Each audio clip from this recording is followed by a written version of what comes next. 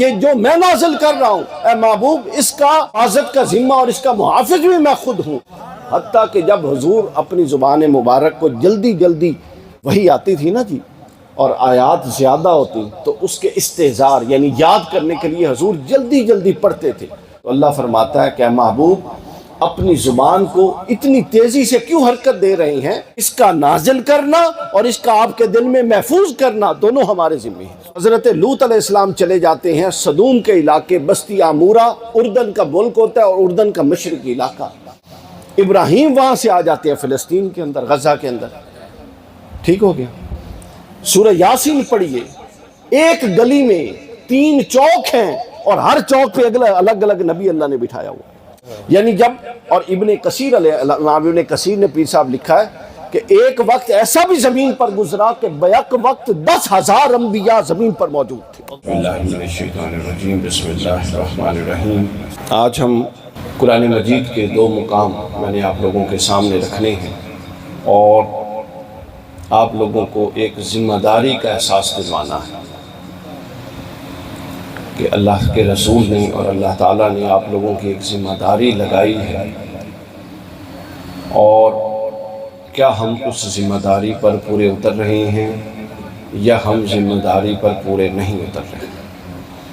غلام کی 2 قسمیں ہوتی ہیں نا، ایک غلام اپنے آقا کے سامنے، اپنے پیر صاحب کے سامنے جناب جاتا ہے استاد کے سامنے اور یوں ہاتھ باندھ کے کھڑا ادب سے،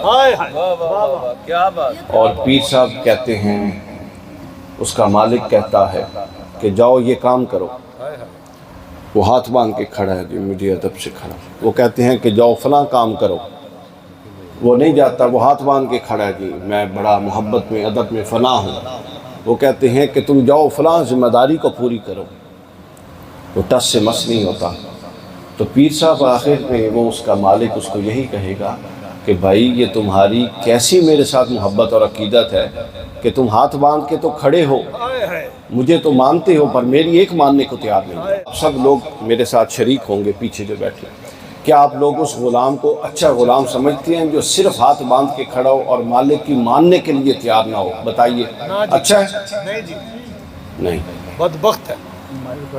تو میں نے آپ کے سامنے ایک غلام کی صورت پیش کی۔ علامہ صاحب والا مائک بند کر دو، یہ بند کر دو۔ اچھا، میں نے آپ کے سامنے ایک غلام کی صورت پیش کی، جی جی بالکل، بس اب توجہ میری طرف رکھیں۔ قرآن مجید نے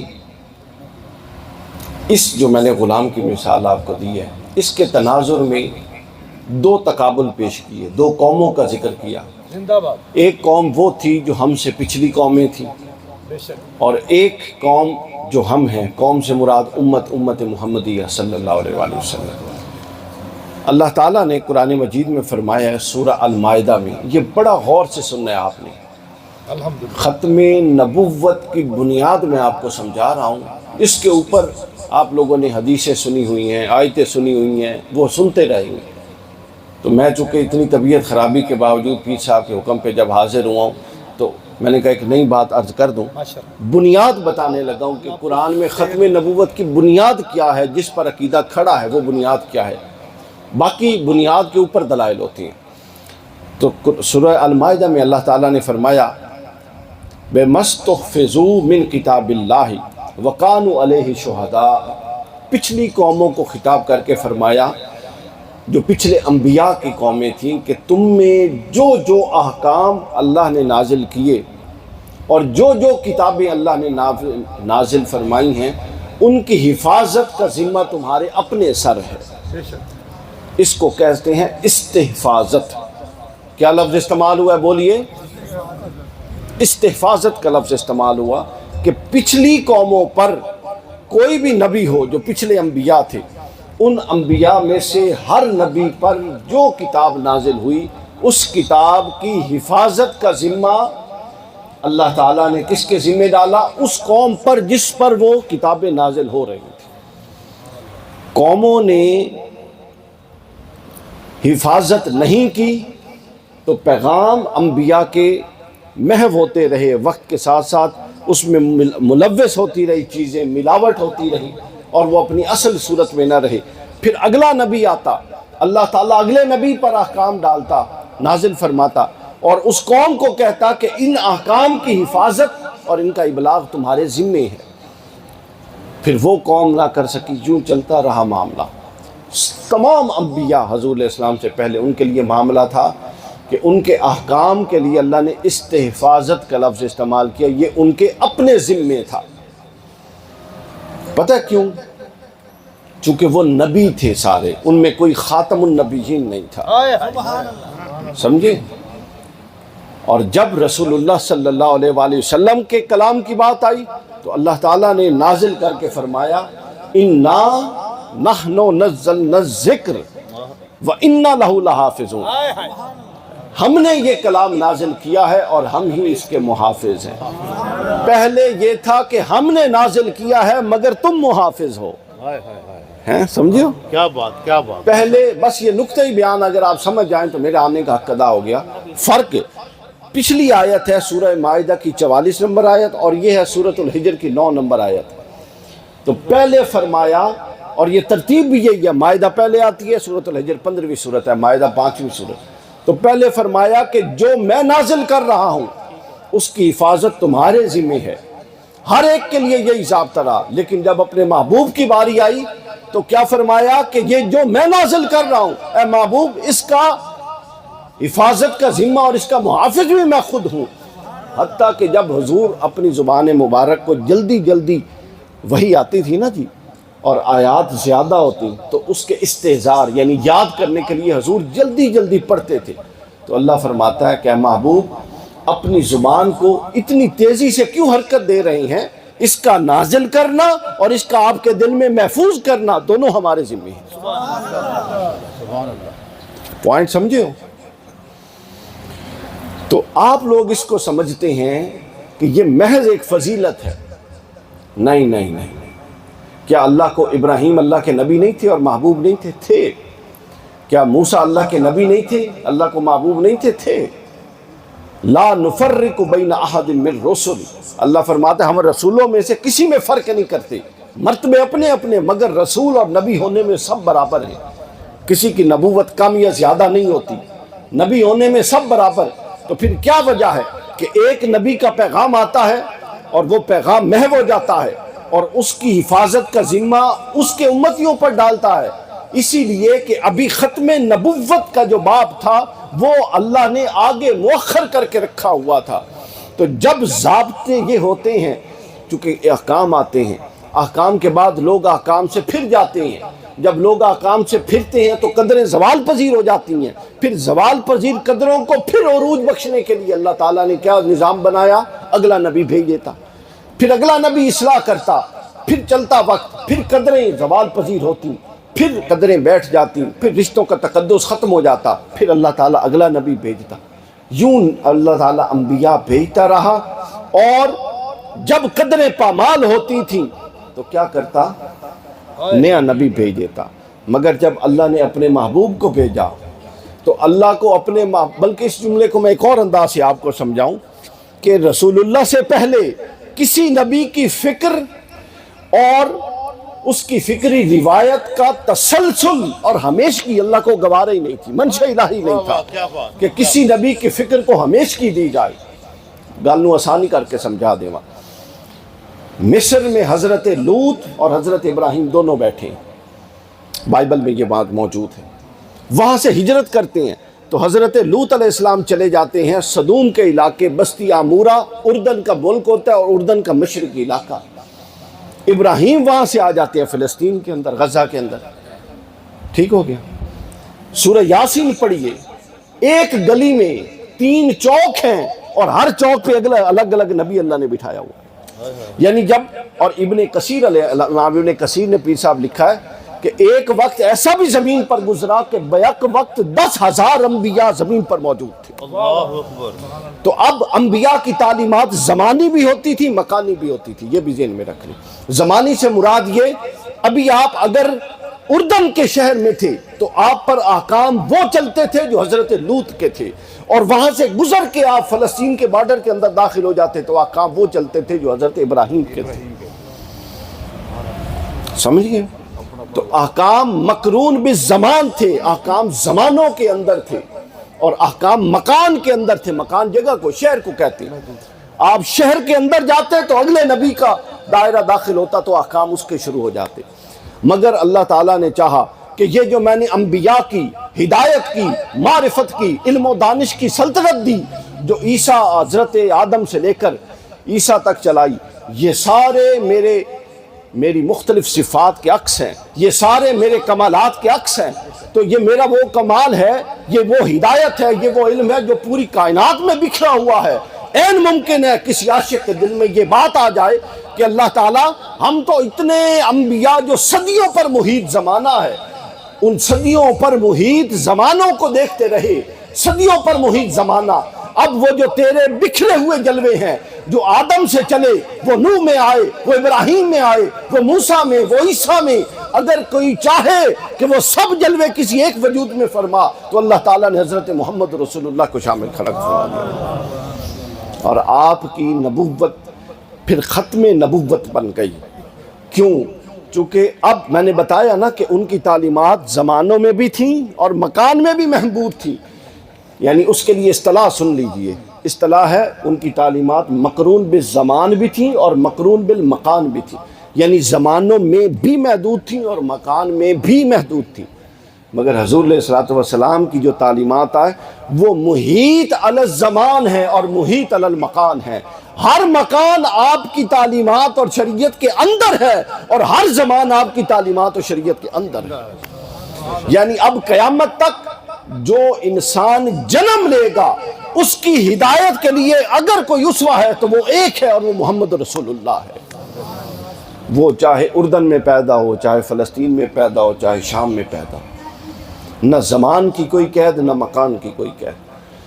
تو اللہ تعالیٰ نے اس طور پر وسعت دے کر رسول اللہ کی تعلیمات کو، چونکہ اب آگے کوئی نبی آنا نہیں تھا تو لہٰذا رسول اللہ کی تعلیمات میں اگلا پہلو جو ڈالا وہ زمانی اور مکانی اس پہلو کو نکال کے اس کے اندر آفاقیت ڈال دی. اصول، اس لیے نبوی تعلیمات اصولوں پر مبنی ہے. میری ایک کتاب ہے قرآن مجید کے 365 اصول. یہ جو میں نے جملہ بولا نا کہ نبوی تعلیمات اصولوں پر مبنی ہے، یہ آپ کو اس کتاب کو پڑھ کے سمجھ آئے.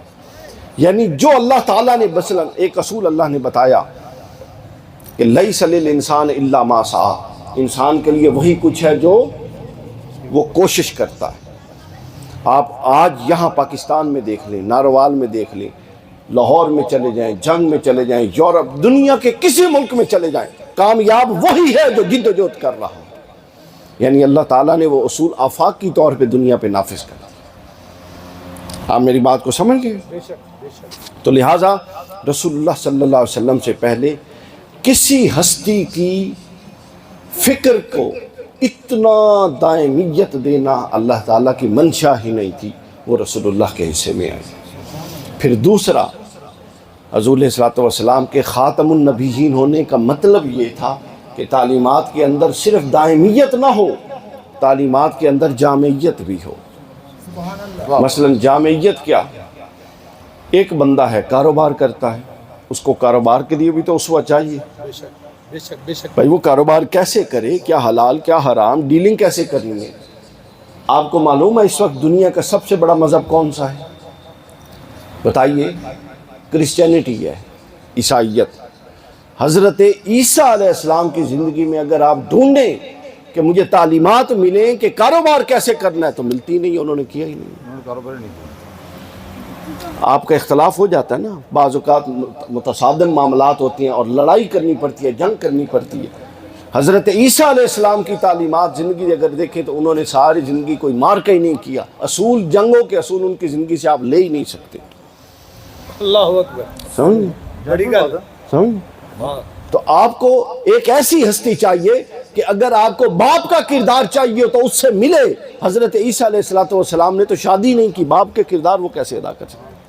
اگر آپ کو اولاد کا کردار چاہیے، اگر آپ کو تاجر کا کردار چاہیے، اگر آپ کو سربراہ مملکت کا ایک کردار چاہیے، اگر آپ کو ایک عام رعایا کا کردار چاہیے، اگر آپ کو شوہر کا کردار چاہیے، اگر آپ کو باپ کا کردار چاہیے، اگر آپ کو بھائی کا کردار چاہیے، تو یہ سب کردار جو ممکنہ طور پہ ضرورت ہو سکتے ہیں اگر کسی ہستی میں ملتے ہیں تو حضرت محمد رسول اللہ کی ہستی میں۔ کیوں؟ یہ فضیلت نہیں ہے، یہ ختم نبوت ہے، چونکہ اللہ تعالیٰ کوئی ایک جزو بھی باقی نہیں رکھنا چاہتا تھا۔ اگر ایک جزو بھی ایسا ہوتا کہ جس پر رہنمائی نہ ہوتی تو ختم نبوت کا تقاضا ہی پورا نہیں ہو سکتا تھا۔ تو ختم نبوت کا تقاضا یہ تھا کہ اللہ تعالیٰ ان تمام معاملات کو مکمل فرما دے۔ اب مجھے ایک بات بتائیے، پچھلی قوموں پر اب اگلا نقطہ، ایک حصہ ہمارا مکمل ہو گیا گفتگو کا، اب اگلا حصہ توجہ ہے جی سب لوگوں کی؟ سمجھ آ رہی ہے کوئی گل؟ اگلا حصہ، اب دوسرا حصہ، پرانی امتوں کے ساتھ یہ معاملہ تھا کہ اللہ تعالیٰ نے ان کی تعلیمات کی حفاظت انہی کے ذمے ڈال دی، ایسے ہی ہے۔ اب جو ہمارا معاملہ ہے قرآن مجید کا، پیچھا توجہ رکھو، جو ہمارا معاملہ ہے قرآن مجید کا، اس کی تعلیمات کی حفاظت کس کے ذمے ہے بتائیں؟ اللہ کے ذمے ہے۔ بس تسی بڑے اہم نقطے تھے پہنچائے ہو، اللہ کے ذمے ہے۔ اللہ نے قرآن میں کہا ہے کہ نہیں کہا وہ قرآن کا اور اللہ رسول اللہ کی تعلیمات اور اس ذکر کا محافظ ہے؟ بتائیے کہا ہے کہ نہیں؟ کہا ہے۔ چلو ہن اس گل ایک منٹ روکو، ہن میں تمہیں 2-3 مثالیں دینی۔ اللہ نے قرآن میں کہا ہے کہ وہ رزاق ہے کہ نہیں کہا؟ دسو جرا مند ہے؟ الحمدللہ سارے کو جی صرف اللہ رزاق ہے، اور کوئی رزق دینے والا نہیں ہے۔ تسی گھر بہ جاؤ، کام شم بند کر دیو، کاروبار نہ کرو، جاب نہ کرو اور گھر کنڈی لا لو، کسی کام نہ جاؤ اور کہو اللہ اپنی رزاقیت کا مظاہرہ کر، اللہ فرمائے گا نہیں، میں رزاق ایک خاص نظم دے تحت ہاں، تینوں عقل بھی دیتی ہے۔ تو لہٰذا اللہ تعالیٰ فرماتا ہے رزاق میں ہوں، مگر میں نے اپنی اس شان رزاقیت کے اظہار کا ایک طریقہ متعین کیا ہے، جب تک تو اپنے آپ کو اس مشقت میں نہیں ڈالتا میری اس شان کا اظہار نہیں ہوگا۔ سمجھو؟ دسو اللہ ہادی ہے کہ نہیں ہے؟ اللہ کے علاوہ کوئی ہدایت دے سکتا ہے؟ تو جو ہدایت اللہ آپ کے پاس آیا ہدایت دینے کے لیے، اگر اللہ یاد نہیں آیا تو کیسے؟ اللہ نے فرمایا کہ ہادی میں ہوں، ہدایت کی نسبت میری طرف، مگر ہدایت کا میں نے ایک نظم دیا ہے کہ میں اپنے محبوب بندوں کو نبیوں کو بھیجتا ہوں، ان کے ذریعے تم نے کلمے پڑھ کے میرے دائرے میں آنا ہے۔ اللہ عادل ہے کہ نہیں ہے؟ آپ لوگوں کے محلوں میں، علاقوں میں، گاؤں میں جو جھگڑا ہوا ہے، کبھی اللہ نیچے آ کے اس نے عدل کیا ہے؟ وہ آپ ہی میں سے ایک صاحب عدل کو کھڑا کر دیتا ہے اور کہتا ہے کہ یہ عدل کرے گا مگر کرنے والا میں ہوگا۔ ہیں؟ سب سے بڑا عادل جو ہماری امت میں مشہور ہیں حضرت فاروق اعظم، حضرت عمر۔ اب بتائیے عدل اللہ کا تھا لیکن کرواتا وہ عمر کے ہاتھ سے تھا، سمجھے؟ اب حق اور باطل میں سب سے بڑا فرق کرنے والا، حق کو نافذ کرنے والا، جاء الحق وزہق الباطل ان الباطل، باطل کو مٹانے والا اور حق کو نافذ کرنے والا بتائیے کون ہے؟ اللہ ہے۔ اللہ نیچے اترا کسی جنگ میں نہیں، اللہ نے حق کو کس کے ذریعے نافذ کروایا؟ حضرت محمد رسول اللہ کی تلوار اور آپ کی صحابہ اکرام کے ذریعے۔ تو لہٰذا حق رسول نے نافذ کیا مگر اللہ کہتا ہے کہ میں نے نافذ کیا۔ پھر جب حق پھر باطل میں پلٹ جائے تو اللہ کہتا ہے کہ میں پھر دنوں کو تلکل ایام نداولھا بین الناس، میں لوگوں میں دن بدلتا ہوں۔ تو جب بدلی ہوئی قدریں پھر زوال پذیر ہوئیں تو پھر اللہ خود نہیں اترا یزید کے خلاف، اللہ نے حسین ابن علی کو کھڑا کر۔ تو میں اتنی مثالیں پتہ کیوں دیتی ہیں؟ تاکہ تمہیں سمجھ آ جائے کہ اللہ جو کام اپنے ذمے لیتا ہے اس کا اظہار وہ ایک خاص طریقے کے تحت اپنے بندوں سے کرواتا ہے۔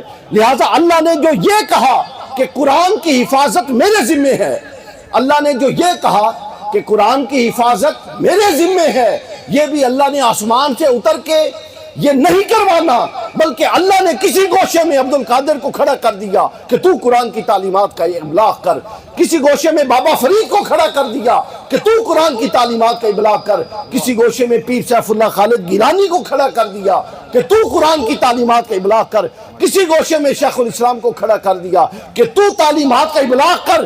چونکہ اللہ فرماتا ہے کہ ذمہ میرا ہے مگر میں چن کے اپنے بندے اس کے لیے کھڑے کر دوں گا، وہ کام کریں گے۔ بالکل اسی طرح جس طرح رزاقیت کا اظہار خاص طریقے سے ہوتا ہے۔ ہادی ہونے کا اظہار خاص طریقے سے ہوتا ہے، بے شک اسی طرح قرآن کی حفاظت جو کہ ختم نبوت کا عین تقاضا ہے، اس کا اظہار اللہ اپنے بندوں کے ذریعے کرواتا ہے۔ لہٰذا نبوت رسول اللہ پر ختم ہوئی، مگر نبوت ختم نبوت کے جو سپاہی ہیں وہ قیامت تک چلتے رہیں گے، چونکہ اللہ نے خود نیچے اتر کے اس کی حفاظت نہیں کرنی، اللہ اپنے بندے کھڑے کرے گا اس کی حفاظت کے لیے، اور اس بندوں کے ذریعے پھر مختلف اہتمام کروائے گا۔ آپ لوگ یہ سمجھ رہے ہوں گے کہ یہ کوئی عام مجلس ہے، نہیں، عرش پر اور رسول اللہ کے ساتھ جو اللہ کے ختم نبوت کے وعدے تھے، اور اس کے بعد جو اللہ سے رسول اللہ نے وعدے لیے، اور اللہ نے کہا کہ اے محبوب آپ کی امت میں ایسے ایسے لوگ بھیجوں گا جو نبوت ختم نبوت پر پہرا دیں گے، اور وہ ایسے اہتمام کریں گے کہ وہ ختم نبوت پر پہرے کا باعث بنے گا۔ آپ یقین کیجئے یہ آج کی مجلس عرش معلیٰ پر لکھی ہوئی ہے کہ یہ اس رسول اللہ کے وعدے کے مطابق اللہ نے چند لوگوں کو بٹھا رکھا ہے کہ ختم نبوت کی بات کو آگے بڑھائیں۔ نعرہ تکبیر، سمجھ گئے؟ نعرہ رسالت، تاجدار ختم نبوت۔ اب لہٰذا اب دیکھیں نا کتنا بڑا شہر ہے، آئے یہاں پر کتنے لوگ ہیں؟ چند سو ہزار لوگ آئے ہیں، ایسے ہی۔ اس کا مطلب یہ ہے، اب میں نے وہ جو ذمہ داری والی بات کی تھی، ہر کام اللہ ہر ایک کو نہیں دیتا ہوتا ہے، اللہ تعالیٰ ہر کام ہر ایک کو نہیں دیتا ہوتا۔ تو اس علاقے میں سے اگر ختم نبوت کی بات سننے کے لیے آپ کو بھیجا ہے تو اس لیے بھیجا ہے کہ تم سمجھ جاؤ کہ ختم نبوت یہ ہے، اور پھر اس پیغام کو لے کر تم آگے بڑھو۔ کیا سمجھو؟ یہ سمجھو کہ میں نے جو وعدہ اپنے نبی سے کیا تھا کہ اس کا کلام اور قرآن محفوظ رہے گا، اس کی حفاظت میں تم حصے دار بن جاؤ۔ اب وہ حفاظت کیسے ہوگی؟ وہ حفاظت دو طرح سے ہوتی ہے۔ حفاظت کا ایک طبقہ علماء کے ساتھ ہوتا ہے وابستہ، اور ایک طبقہ صوفیاء کے ساتھ ہوتا ہے۔ علماء اس کلام الہی کا جو ہوتا ہے علمی پہلو، کلامی پہلو، علم کتاب، فقہی پہلو، علماء کرام اس حصے پر زیادہ زور دیتے ہیں، اور پھر وہ صوفیاء کو کھڑا کر دیتا ہے، اور صوفیاء کرام قرآن مجید کو اپنی سیرتوں میں ڈال کے اور پورا کا پورا چلتا قرآن بن کے تمہارے سامنے آ جاتے ہیں۔ اللہ نے عرش سے جو حفاظت کا وعدہ کیا وہ علماء کے علم اور صوفیاء کے کردار کے ذریعے آج تک چل رہا ہے اور ہمیشہ چلتا رہے گا۔ اور حضور علیہ الصلوۃ والسلام نے اس لیے وعدہ فرمایا تھا، ابو داؤد کی حدیث، کہ علی رأس کل میں ہر 100 سال کے بعد میں ایک مجدد اٹھاؤں گا۔ یہ جتنے اہتمام ہیں یہ اس دین کی بقا کے لیے کیے گئے، اور ہم میں سے ہر بندہ ذمہ دار ہے اس کا، ہم میں سے ہر بندہ حصہ دار ہے اس کا۔ حضور نے فرمایا کلکم راعٍ وکلکم مسئول عن رعیتہ، تم میں سے ہر شخص چرواہا نہیں ہوتا جس کے پاس ریوڑ ہوتا ہے، وہ چرواہا ہے، اور ہر شخص اپنے ریوڑ کا یعنی جو اس کے ماتحت ہے اس کا ذمہ دار ہے۔ ہم لوگ اپنی ذمہ داریوں سے غافل ہیں، خاص طور پہ ہمارا جو طبقہ ہے، ہم سستی جنتوں کے سوداگر، بے عملی ہمارے اندر، اور ہم نے سمجھا ہوا جو چٹکی میں ہم نے جنت میں جانا ہے۔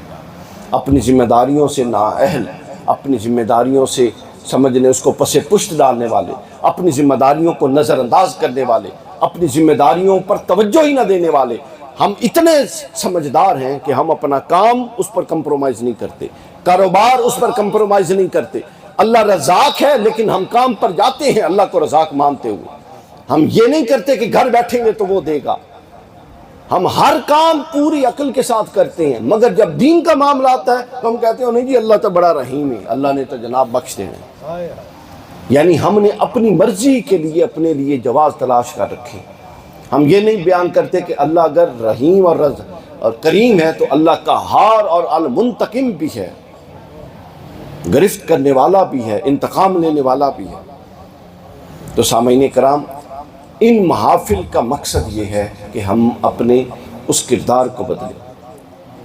ختم نبوت کا پیغام یہ ہے کہ اب حضور نے فرمایا تھا، حضور فرماتے ہیں کہ اس وقت تک قیامت نہیں آئے گی جب تک ایک دریا کے کنارے ایک خیمہ لگا ہوگا اور اس خیمے میں بھی میرا پیغام نہ پہنچ جائے، وہ پیغام کس نے پہنچانا ہے؟ فرمایا بلغوا انی ولو آیا، ایک آیت بھی تمہیں آتی ہے تو وہ دوسرے تک پہنچاؤ۔ ختم نبوت کا یہ پیغام ہے کہ ایک آیت بھی آتی ہے تو اس کو آگے پہنچاؤ۔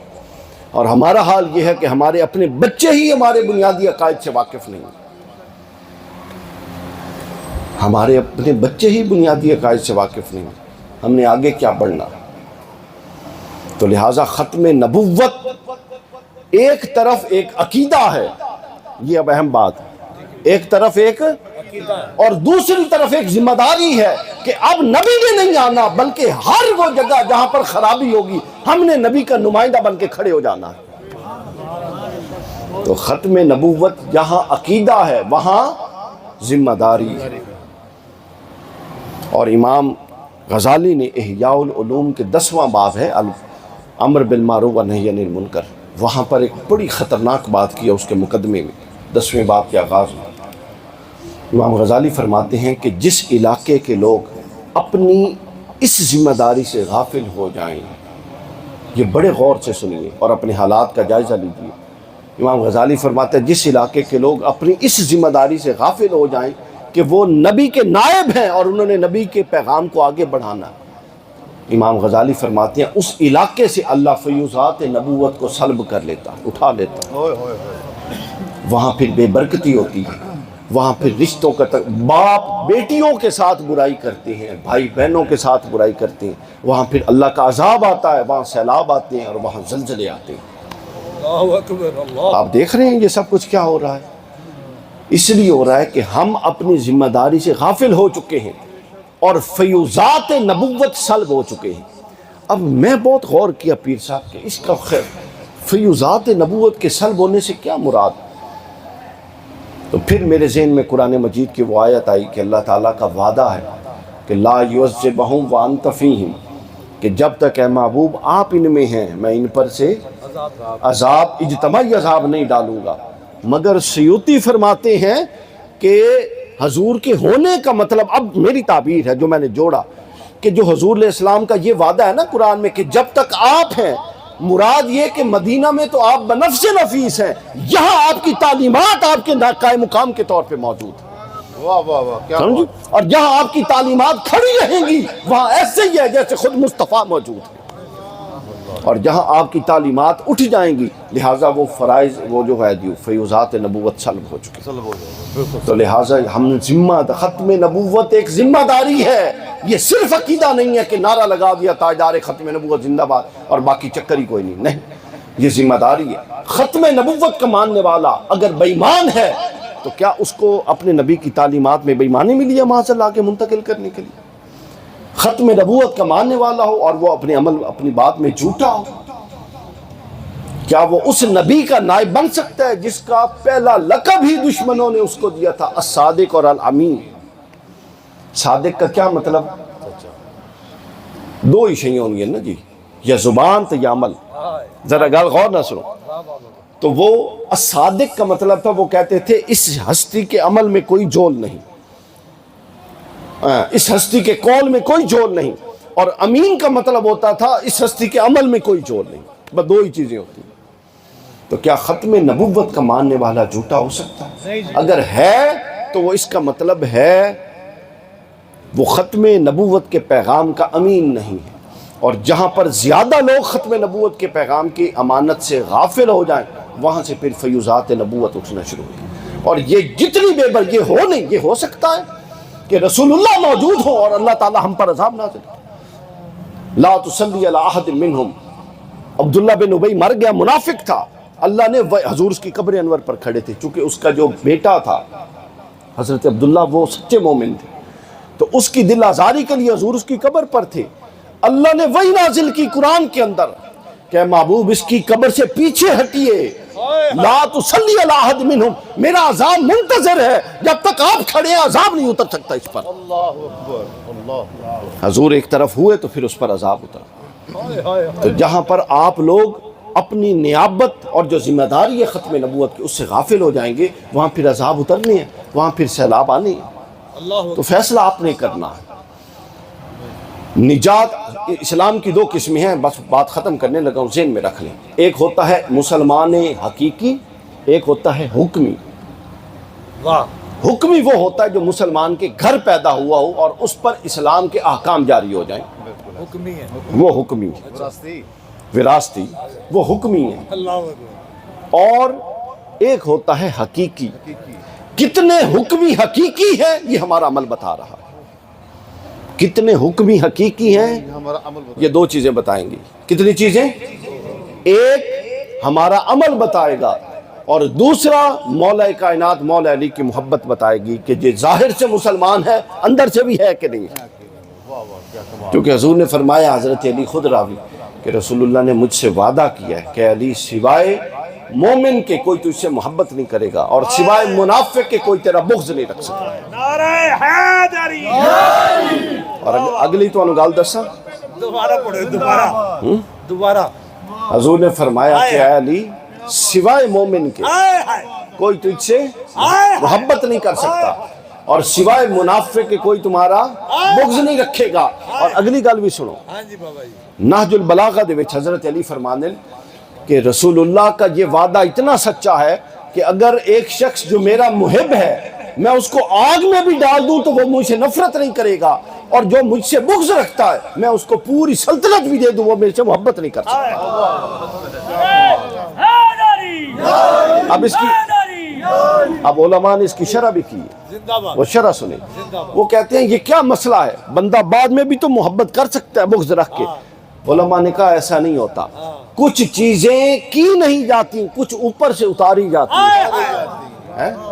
اللہ تعالیٰ نے حضرت جبرائیل کو بلاتا ہے اور کہتا ہے کہ اے جبرائیل مجھے فلاں بندے سے محبت ہو گئی، حدیث پاک کا مفہوم۔ پھر وہ پوچھتا ہے کہ باری تعالیٰ میرے لیے کیا حکم ہے؟ اللہ حضرت جبرائیل کو کہتے ہیں کہ جبرائیل اب تو بھی اس سے محبت کر۔ جبرائیل کہتا ہے باری تعالیٰ میں محبت کرنے لگ گیا، اب کیا حکم؟ اللہ فرماتا ہے اب سب اہل عرش کو کہہ کہ اس سے محبت کرے۔ پھر سارے فرشتے محبت کرنے لگے۔ پھر جبرائیل حاضر ہوتے ہیں، باری تعالیٰ اب حکم؟ اللہ فرماتا ہے اب زمین پہ چلا جا اور جو ستھرا دل ملے اس میں اس محبت کو ڈالتا۔ کمال۔ تو یہ محبت آتی اوپر سے ہے تو مٹائی نیچے سے کیسے جا سکتی ہے؟ واہ واہ واہ جو آئی اوپر سے محبت آتی اوپر سے ہے تو نیچے سے ختم کیسے کی جا سکتی ہے؟ واہ واہ جو عطا ہو اچھا اب اس میں ایک اور آپ لوگوں کے ذوق کی بات بھی ہے ہی ختم نبوت سے متعلق لیکن ذوق کی بھی۔ اگر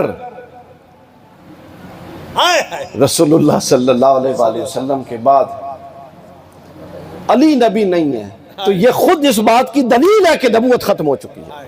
اللہ اکبر کیا کمال ہے، یہ کمال۔ کمال دلیل ہے۔ ہاں؟ اگر رسول اللہ کے بعد علی نبی نہیں ہے تو یہ اس بات کی دلیل ہے کہ نبوت ختم ہو چکی ہے۔ بے شک۔ اور پھر نبوت ختم جب ہوئی تو وہ پھر امامت میں فیض نبوت جاری ہو گیا۔ فیض نبوت امام اور رسول اللہ نے خود فرمایا، بخاری میں مسلم دونوں میں، حضور علیہ السلام نے فرمایا علی تمہاری میرے ساتھ وہ نسبت ہے جو موسیٰ کی ہارون کے ساتھ تھی، اور سوائے یہ کہ میرے بعد نبی کوئی نہیں ہے۔ ٹھیک ہے نا؟ اگر رسول اللہ یہ آخری استثناء نہ فرماتے تو پھر علی بھی نبی ہو جاتا۔ فرما دیا کہ یہ آخری نسبت ہے کہ کوئی نبی نہیں ہے۔ اور ایک حدیث پاک میں حضور نے فرمایا علی میں نے اللہ کے لیے اللہ سے تیرے لیے وہ سب کچھ مانگا جو اپنے لیے مانگا تھا سوائے نبوت کے، واہ واہ واہ ماشاءاللہ ماشاءاللہ سوائے نبوت سبحان کے۔ اللہ۔ نبوت ختم ہو گئی، اب نبوت کا کوئی دعوے دار نہیں ہو سکتا۔ ماشاءاللہ تو لہٰذا جزاک اللہ۔ آپ لوگوں نے اب یہ سمجھنا ہے کہ ختم نبوت عقیدہ بھی ہے، جزاک اللہ ختم نبوت عقیدہ بھی ہے اور ختم نبوت ذمہ داری بھی ہے۔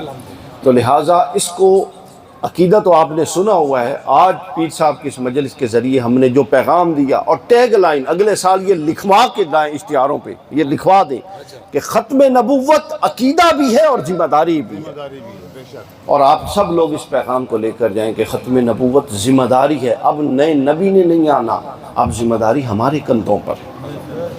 ہم میں سے ہر بندہ اپنے دائرہ کار میں اس سب کیے کا ذمہ دار ہے، لہٰذا ہم نے اپنی وہ ذمہ داری پوری کرنی ہے، قرآن مجید کے پیغام کو آگے بڑھانا ہے۔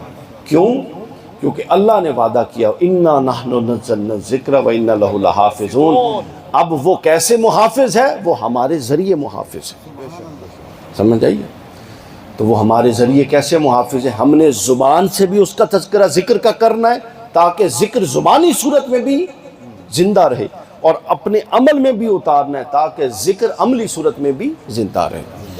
عملی صورت کی ایک مثال دے کے پھر بات ختم کرتا ہوں، شاید میں نے پہلے آپ لوگوں کو سنائی کہ نہیں سنائی، لیکن میں اکثر بتاتا ہوں۔ حضرت عمر فاروق رضی اللہ تعالیٰ عنہ نے قرآن مجید کی سورۃ البقرہ 8 سال میں پڑھی، 8 سال۔ اب ہمارے لیے تو بڑے مسئلے ہیں، صرف نحو اور ادھر ادھر، وہ تو عربی تھے، لیکن پھر بھی 8 سال لگے۔ 8 سال لگے۔ اب میں بتانے لگا ہوں کہ قرآن کی حفاظت بذریعہ زبان بھی کرنی ہے اور بذریعہ عمل بھی۔ تو ان سے کسی نے پوچھا کہ اتنا طویل عرصہ، غالباً عبداللہ ابن عباس نے پوچھا، دوست بھی تھے۔ تو حضرت عمر نے کہا کہ وجہ ابن عباس یہ ہے کہ جب میں قرآن مجید کی 2-4 آیتیں پڑھتا تھا سورہ بقرہ کی، تو وہ تو مجھ سے کچھ اور تقاضا کرتی تھی، اور عمر تو اور جگہ پہ کھڑا تھا، تو وہ میری سیرت سے میل نہیں کھاتی۔ تو میں نے وعدہ کیا اپنے ساتھ کہ جب تک اپنی شخصیت کو ان 4 آیتوں کے تابع نہیں کر لیتا میں اگلی آیت نہیں پڑھوں گا۔ اللہ اکبر۔ پھر فرماتے ہیں میں نے اگلی آیتیں پڑھی، وہ مجھ سے کچھ اور تقاضا کر رہی تھیں اور میری شخصیت تو کہیں اور کھڑی تھی۔ تو پھر میں نے وعدہ کیا کہ میں پھر اس کے مطابق کروں گا۔ میں واپس پلٹا، اور جب تک میں نے اپنا عمل ان آیات کی مطابقت میں نہیں کر لیا میں نے اگلی نہیں پڑھی۔ یوں کر کے چند آیتیں کر کے میں نے سورۃ البقرہ مکمل نہیں پڑھی، بلکہ اس کے ہر حکم کا اپنے اوپر عمل کرنا لازم اور واجب کر کے اس کی مشق کر لی ہوئی۔ یوں پھر قرآن کا عملی صورت میں بھی زندہ رہنا، اور پھر قرآن کا ابلاغی، علمی اور فقہی صورت میں بھی زندہ رہنا، یہ ہماری ذمہ داری ہے۔